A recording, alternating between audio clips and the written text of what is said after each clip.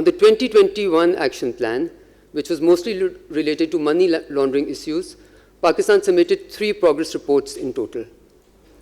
I'm very pleased to announce that Pakistan has completed the entire 7-point action plan a year ahead of the given timelines.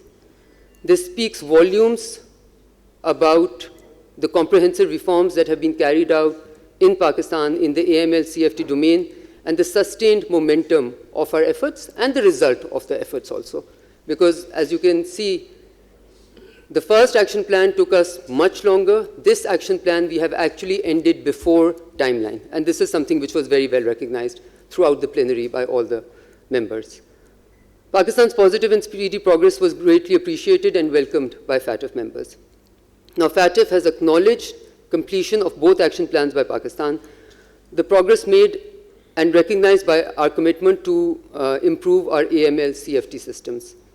Consequent to the fruitful discussions held in the plenary, the FATF has decided by consensus that Pakistan has addressed all technical benchmarks and has completed all requirements of both action plans, that of 2018 and that of 2021.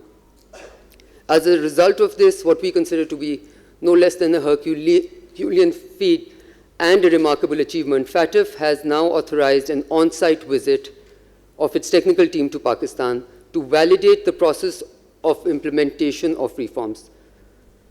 Now, let me emphasize over here, because there might be some confusion. This is part of the procedure of taking Pakistan out of the grey list. When you authorize a country's removal from the grey list, the second step is, or the first step is, that you authorize an on-site technical evaluation, which has been done in this plenary. The successful completion of FATF action plans and its formal endorsement by FATF means that Pakistan is one step away from exiting the grey list, inshallah. The on-site visit is a procedural requirement.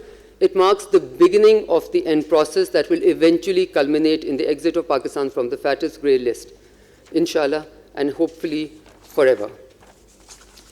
We are closely working with FATF to arrange the on-site visit at mutually convenient dates with a view to conclude the entire process before the October plenary 2022.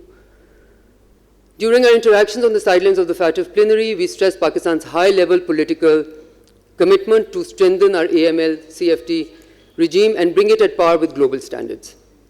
We have been highlighting complete national consensus, and I cannot emphasize on this enough. And I can assure you that it is this government's commitment that we will take this forward with national consensus, and we will celebrate the national consensus, inshallah.